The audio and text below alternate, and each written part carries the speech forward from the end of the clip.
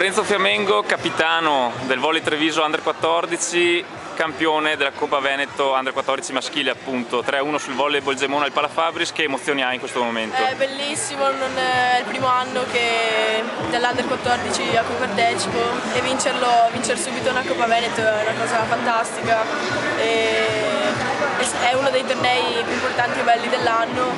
Poi sconfiggere la squadra che ci aveva sconfitto nella gara precedente è un'emozione, perché comunque si vede che con l'allenamento, con molti sacrifici, perché alla fine questo è anche sacrificio, si può arrivare al risultato desiderato. Questo è un grande premio.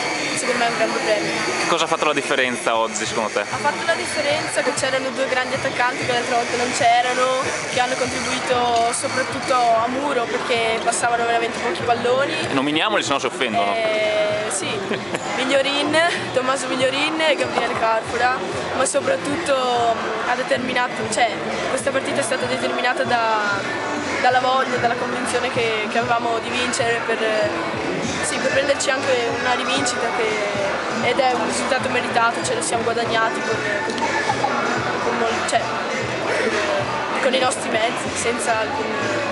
Un po' di paura il terzo set, 34-36, non capita tutti i giorni in Under 14. Sì, eravamo uno, sbagliavamo battute, abbiamo fatto molti errori, abbiamo perso il set soprattutto per i nostri errori. Loro hanno giocato tutto per tutto e hanno detto, non avevano nulla da perdere, quindi sono venuti fuori. Noi siamo rimasti un po' sorpresi, però dai, tutto bene, abbastanza positiva come gara. E adesso come si festeggia? E adesso tutti sotto la doccia. Allora complimenti a Grazie. Lorenzo Fiamengo e a tutto il Volley Treviso. Grazie.